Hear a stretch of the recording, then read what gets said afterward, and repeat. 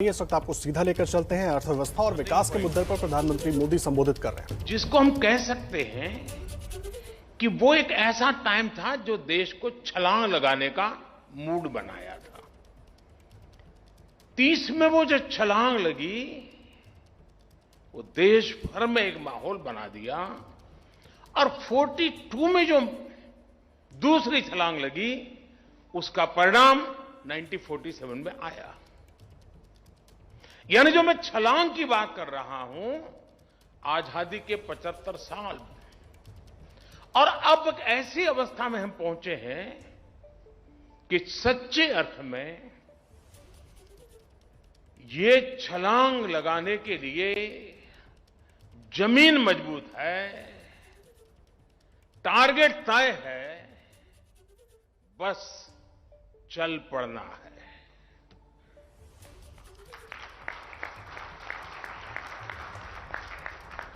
और मैंने लाल किले से कहा था, 15 अगस्त को कहा था, यही समय है, सही समय है। आप सभी नेशन बिल्डिंग के इस महायज्ञ के प्रमुख स्टेक होल्डर्स हैं और इसलिए भविष्य की तैयारियों को लेकर आपका संवाद, ये 2 दिवस का आपका मंथन,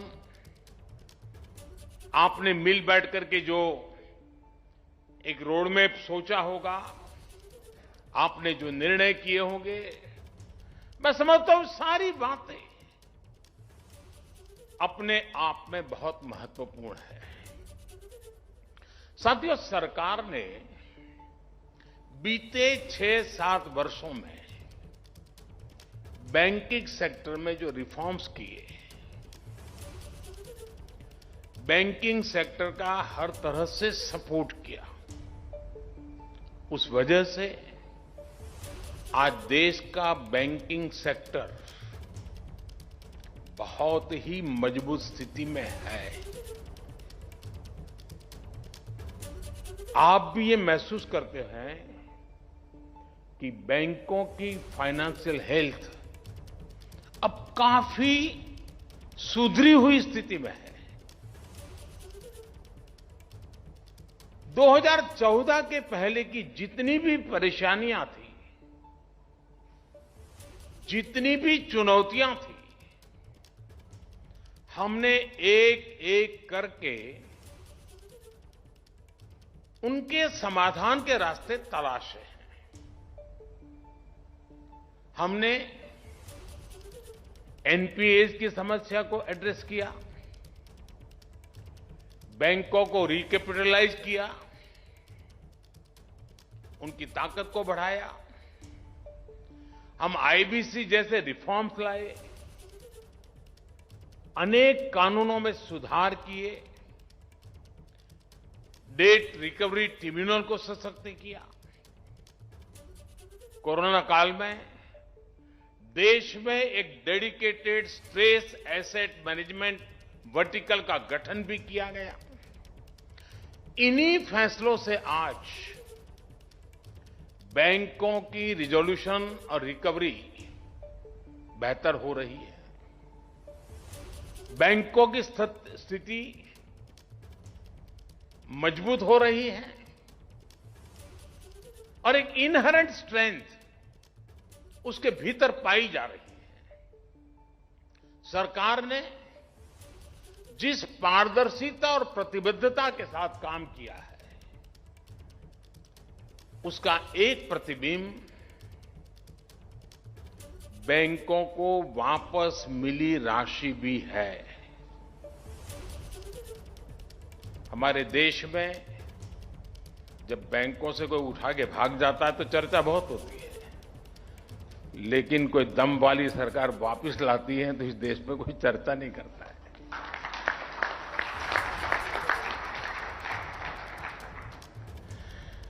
पहले की सरकारों के समय जो लाखों करोड़ रुपए फंसाए गए थे, उनमें से 5 लाख करोड़ रुपए से अधिक की रिकवरी की जा चुकी है। हो सकता है आप उस लेवल के लोग बैठे हैं, आपको 5 लाख करोड़ बहुत बड़ा नहीं लगता होगा।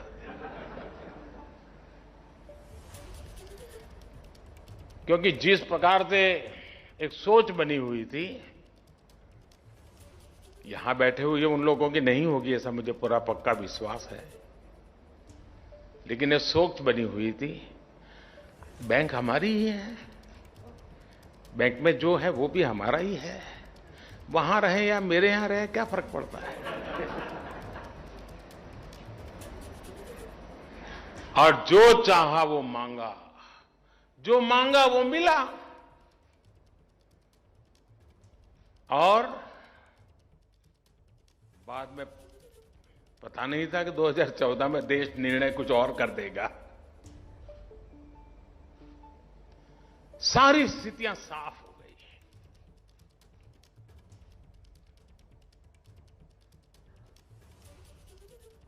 साथियों, जो ये पैसे वापस लेने वाला हमारी कोशिश है, नीतियों का भी आधार लिया है, कानून का भी आधार लिया है, डिप्लोमेटिक चैनल का भी उपयोग किया है, और मैसेज भी बहुत साफ है कि यही एक रास्ता है, लौट आइए।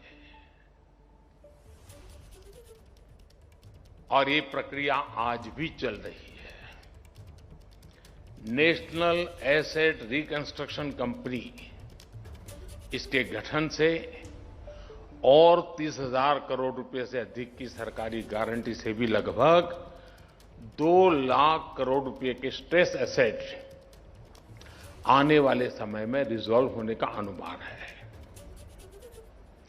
हम सभी ये भी देख रहे हैं कि सेक्टर बैंकों के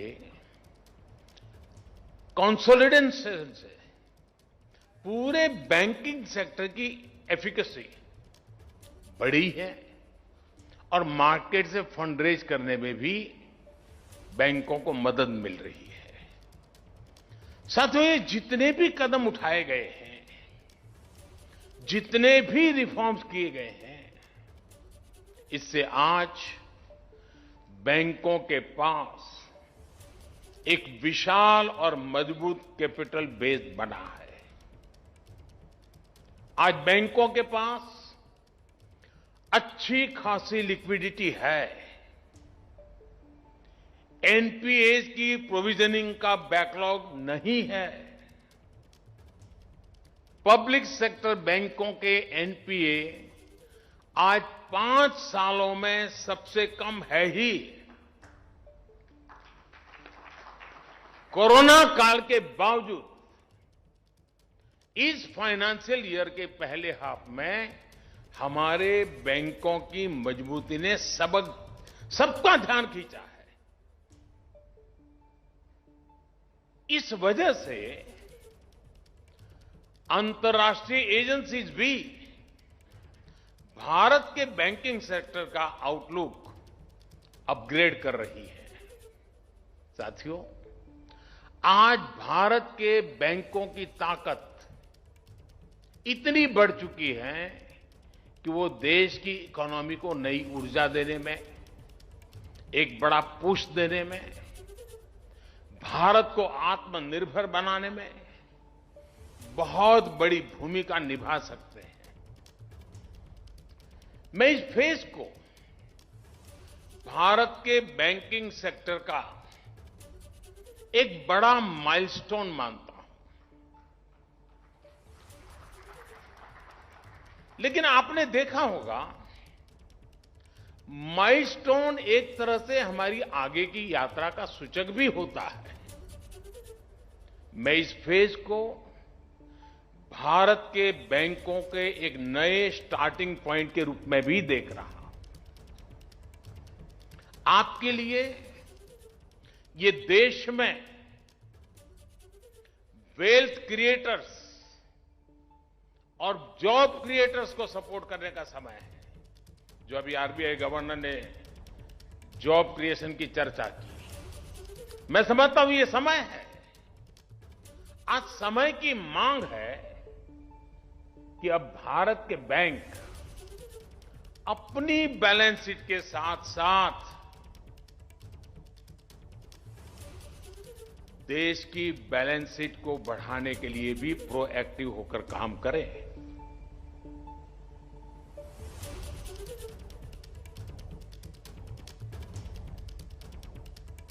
कस्टमर आपके पास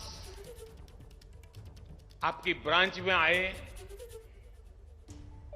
ये इंतजार मत कीजिए। आपके कस्टमर की, कंपनी की, एमएसएमईज की जरूरतों को एनालाइज करके उनके पास जाना होगा, उनके लिए कस्टमाइज सॉल्यूशन देने होंगे। जैसे मैं उदाहरण देता हूं कि उत्तर प्रदेश के बुंदेलखंड इलाके में और तमिलनाडु में 2 डिफेंस कॉरिडोर बने। अब सरकार तेजी से वहां काम कर रही है। क्या उस कॉरिडोर के आसपास जुड़ी हुई जितनी बैंक ब्रांचेज है, क्या कभी उनको आपने बुलाया, उनसे मीटिंग की कि भाई डिफेंस कॉरिडोर बन रहा है, मतलब एक पूरा डिफेंस का नया सेक्टर यहां आ रहा है, बैंक प्रोएक्टिवली क्या कर सकती है? डिफेंस कॉरिडोर आने से ये चीज आने की संभावना है। कौन कौन कैप्टन्स हैं जो इसमें आएंगे, कौन छोटे चेन होंगे, एमएसएमईज होंगे जो इसकी सपोर्ट सिस्टम में आएंगे।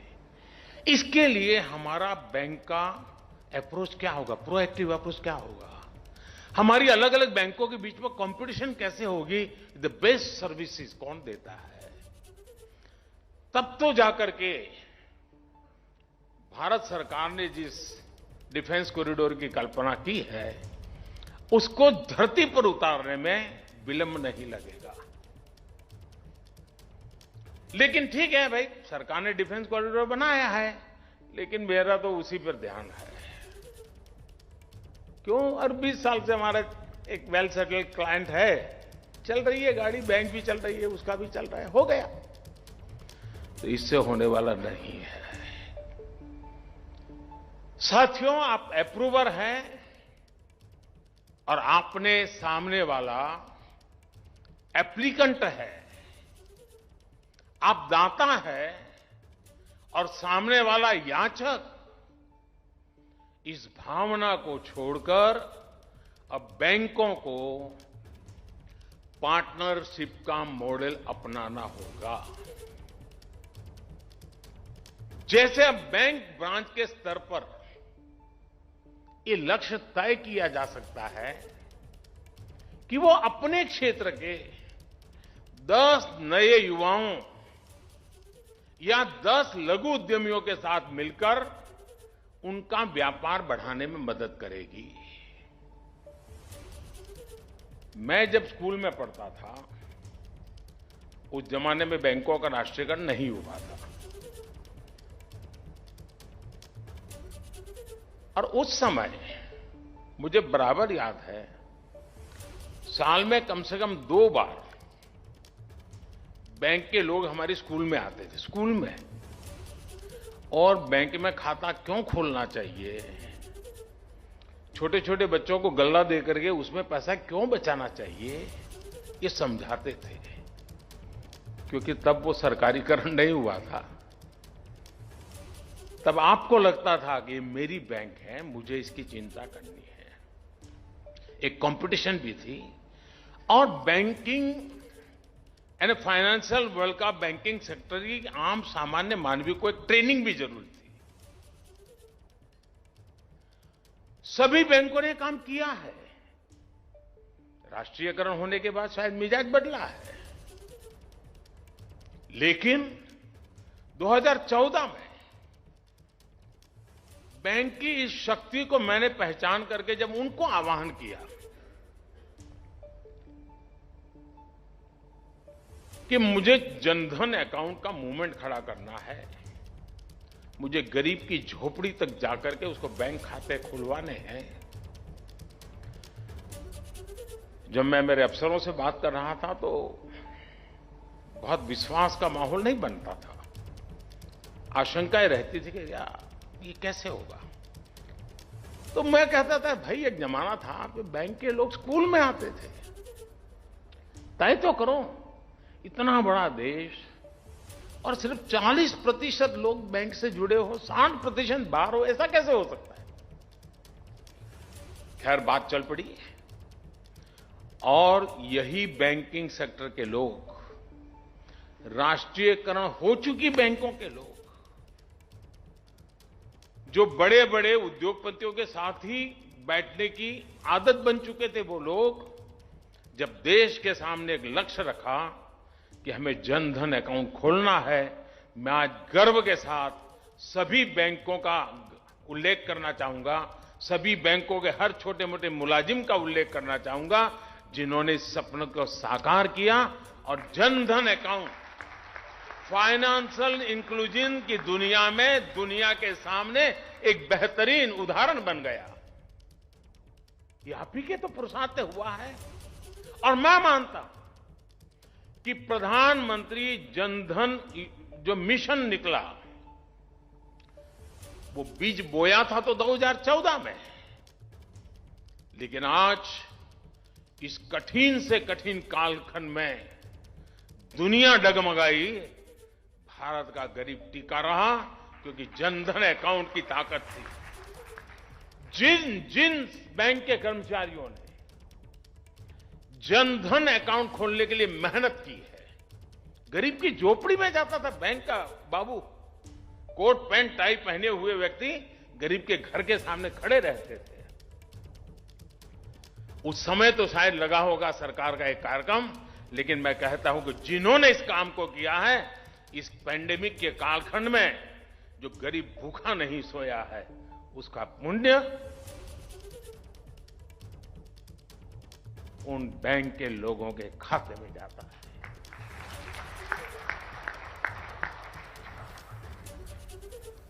तो पीएम मोदी संबोधित कर रहे थे पीठासीन अधिकारियों के सम्मेलन को। लगातार अपडेट आप तक पहुंचाते रहेंगे। और देखिए, इन चुनावों में बात केवल सरकार बनाने की ही नहीं होनी चाहिए, बल्कि इससे आगे की भी होनी चाहिए।